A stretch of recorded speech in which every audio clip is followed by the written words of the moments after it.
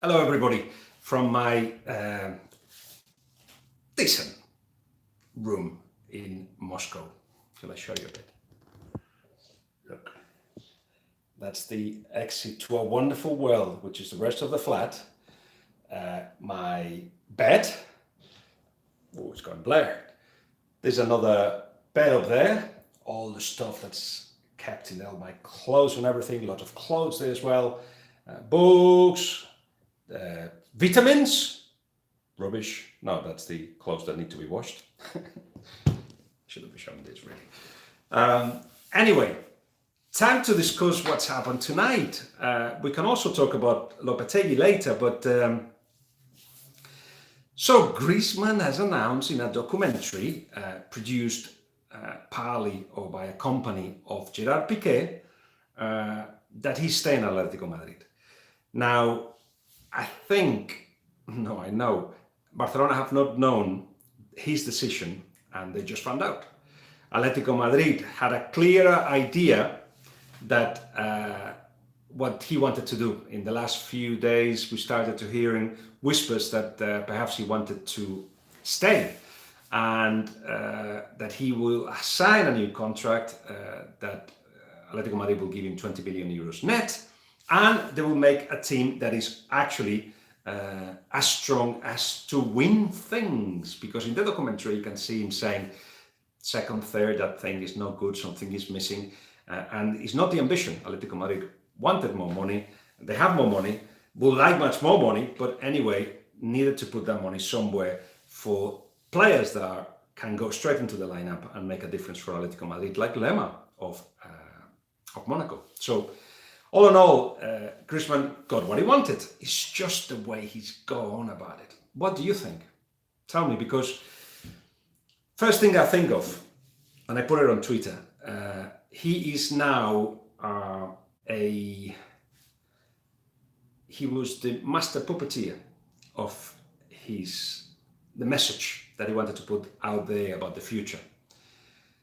And the contrast with Lopetegui, for instance, who was the puppet, he was actually saying yes to what Real Madrid was saying. Let's announce it early. Let's announce it before the World Cup starts, before all the rumors start. And Lopetegui said yes. And then, of course, basically Rubiales and the Federation felt so aggravated about it that decided to kick him out. So the puppet had to go. I'm not trying to insult him that way. What I'm trying to say is that it seems like he didn't have much say in what happened around him. Now, what Gerard Piqué is trying to do is for the players to be power to the players. That's the platform that he has. And he wants the players to be the master puppeteers. All of that, I think, forgets the fun. I think it's just a little bit too commercial, too controlled, too lacking in emotion. And football are emotions. Don't take that away from football. It's quite clear that things have to move on, and there was a time where players didn't even get the minimum wage, and they didn't have the rights. They fought for them, and they of course have them. Now it seems like it's going the other extreme, in which the fan doesn't count anymore. I understand that in terms of finances, the fan doesn't count a lot. Not the fan that goes to the stadiums anywhere. The other ones, yes, and the fan has been converted into a customer. But for the players to actually be part of that, it's a little bit strange. Anyway, Barcelona puts Barcelona in a bit of a trouble, a bit of a crisis, I would say, because I've got the impression that the manager and the top players of Barcelona knew that Griezmann, or thought that Griezmann was coming, that they were told that, and only about a day ago, Barcelona was saying 95% that he's going to us, that he's coming to us, that he's coming to Barcelona, but no. So that, if you want to look at the positives, basically it means that they have the ability now with that money to get another kind of player, but who can you get that can go straight into the lineup of Barcelona? It's not easy to be a Barcelona player.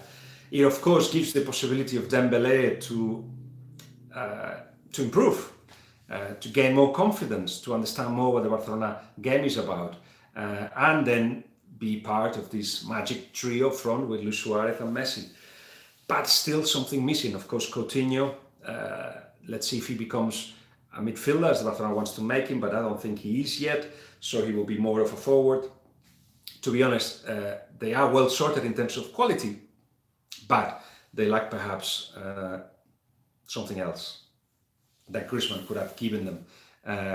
You're talking about one of the top 5 players in the world, the ability to win games, the ability to open up defenses, all kinds of defenses, the ability of counter-attack, or if the defense is very tight, of opening them up. So all in all, it was added bonus to Barcelona. Worryingly, I think Messi renewed his contract because he thought Barcelona were actually going to improve, have a better squad. And at the moment, all they're thinking of is getting rid of players, like Michel Frisoli is saying about Rafinha. Rafinha will go. They don't want him to stay. So with that in mind, now Barcelona have to come out a little bit late in the market because they didn't want to use the money that was going to go for Griezmann. They're going to have to go and find players. They've got them identified quite clearly, but negotiate with them and go and get them. And these have to be players, especially in the midfield, that should be straight away players that can give them, that can go into the lineup straight away.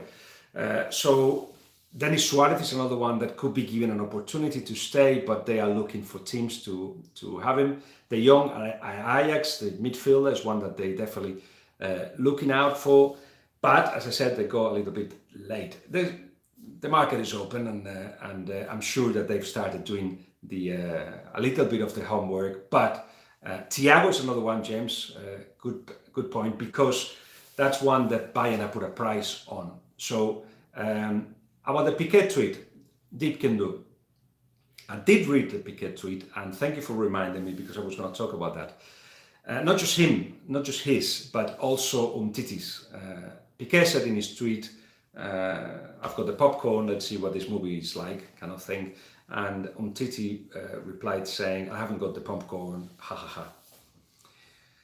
I don't know, it just does not sound right when he ends up not going to Barcelona, for instance. I just wonder if Piqué thought that he was, or... Because the other thing is that he filmed 2 endings, Griezmann, in this documentary, and only an hour before the show was going to air, the producers, the television, were told which was the ending that was going to go to. All strange. It's the puppet and master puppeteer situation that we're seeing right now, the 2 extremes. Something in the middle would be better, but we'll have to see. So you ask about Christensen, Blessing Kodumtara, and yes, Barcelona, of course, identified Eriksen as one of the players that could come to Barcelona, but they're not going to get him out, are they? If they are, they're basically going to just spend so much money that they don't think they can spend just one player. They need to distribute it around. They need to get players that understand what this Barcelona is about. So Eriksen may be a target, but I just don't see him leaving. So with that in mind, as I say, De Jong is a possibility. Is a younger player. I've seen him play, and he has a lot of qualities that will fit Barcelona, because, as I said, it's not easy to play for Barcelona. It's not just you are, whatever ability you have, like the pace of Dembele, for instance, and that's it goes in. No, you have to adapt to a way of playing that everybody plays with their eyes closed. Busquets does, Iniesta does, but Iniesta is going, so it will be important to determine what kind of Barcelona Valverde and Barcelona want, to then get the right players for it. If it's the Barcelona style, it's very difficult to adapt. Verratti, as Duncan says, would certainly be a good signing. Last time that anybody wanted to get him out, Barcelona, they couldn't get him out. So we'll see. Arthur from Gremio, as Bielsa is asking, they have to decide if they put more money for him to come in the summer or comes in January. At the moment, the decision was to bring him in January, but let's see what movements there are in the market. And of course, it's not the same to play in Brazil than to play for Barcelona. So it'll take a time to adapt, and I think they recognize that he can be useful, but not as one of those that will impact Barcelona straight away. Dembele will not leave Ratan. The plan is, for a while they were thinking, should we let him go on loan, especially if Griezmann comes? But now they need him. Dybala is not a target. Fonsi, quite clearly, Juventus put a big tag on him, and that's not where Barcelona want to put the money right now. Kante, no, they don't have that kind of money. That's the problem with Barcelona. If Griezmann have arrived, they would have dried a lot of their possibilities. They want to get about 120 million euros by getting rid of 6 or 7 players, and that's what they're going to try to do. So that's where we are. Should we move a little bit to Lopetegui and the announcement that took place today? Not an announcement, presentation, where he got very emotional, remembering a couple of times, remembering that yesterday was the saddest day of his life, apart from the day when his mom died, and also got emotional when he said, as an 18-year-old, I got to Castilla, be with my brother in a dream that we didn't know if we could fulfill, and we did, because he ended up playing for Real Madrid, etc. But both Florentino Perez and Lopetegui had a go at Rubiales. I've always been of the opinion that the decision is wrong. The decision is wrong because, for many reasons in my eyes, this seems to me a personal decision, not a football decision. Rubiales talks about values like loyalty and etc. He wanted to have known more from Lopetegui about what he wanted to do from the moment on Friday when he heard from Real Madrid. He would have liked that because they sit together for lunch and they are together, but Lopetegui kept it quiet until things had to be said, could be said, were decided. Until that point, he did not want to talk to Rubiales about it. That is the thing which you can argue. I think Lopetegui should have warned Rubiales, because Rubiales has said himself, Rubiales being, of course, the president of the federation, Rubiales had said, if we had known it, maybe, you know how it goes in football. And if you don't, I will tell you. Things happen all the time, and people talk all the time about the futures, and things get negotiated. And generally, it's better to actually come out honestly and say, look, Real Madrid have contacted me, I'm thinking about it, but how can we do this? Rubiales will have reacted completely different. So it's not so much about values, it's about the way he feels he's been treated by Lopetegui and Real Madrid. And that's wrong. Because yes, there is a value of loyalty, if you like, but both Lopetegui and Real Madrid have got the freedom to do whatever they want with the futures, the same way like in the past. All the managers like Conte and Scolari and Kubala and Luis Aragonés negotiated their future in big tournaments, before it or during it. Why not? It happens. That's what football is about. But Rubiales, what he was upset about is that he was not told. So it's a personal decision, not so much a football decision, because I give you another value, if you're thinking of values. The value of common good. I put a tweet out there. I don't know what the percentage is now, but it was fascinating because it was getting like, let me tell you what it is first. What is the most important value in the world, in life, but also in the Lopetegui situation? Is it loyalty or is it common good? And it was like 50-50. Until about 4,000 votes, it was 50-50. Have a look. So I think common good should have stand. I think Rubiales, it's easy to take decisions, but not so easy to lead. Viz, I agree, common good I completely agree with you. So perhaps Rubiales should have led in a different way. Not just go black and white, but would have said, right, it's 2 years, it's a process. We have to defend process. You have behaved badly. You should have basically done things differently. But when Rubiales found out about it, he did ask Lopetegui not to tell the players, but of course the announcement was going to take place from Real Madrid, and Lopetegui wanted to tell the players. A lot of situations really that escaped the control of Rubiales, and he just couldn't handle that, and he should have handled that. But the lack of experience as a president of the federation has shown. I've just seen, I don't know who it was, but I was asking about Bielsa, and I may just give you a little bit of Bielsa before I go. Fascinating possibility, a close possibility. Leeds are very, very, very optimistic about this one, that Bielsa becomes the new manager of Leeds. We will have to see. The situation right now is that there is a contract with all the amends that Bielsa wanted in the hands of his brother, who is a top lawyer, very busy, but he's looking at it. And the Van Bronckhorst interview is already there, isn't it? And if it's not, we'll put it out there soon. Anyway, I get distracted because I'm looking at you saying things and then I'm talking at the same time. Anyway, Bielsa going to Yorkshire. It's a huge possibility. And if that happens, it will be absolutely fascinating. But anyway, the contract with the amends from Bielsa are in the hands of his brother, who's a top lawyer, and he's looking at it. But I can tell you that Bielsa is monitoring and he's been advising and he's been told of the market movements of the club. This is the work of Victor Horta, who is the director of football there, who a lot of people were criticizing. I don't know why. I think he's the first time where he can make his a real impact, and he's going for the best. I think for the best, as in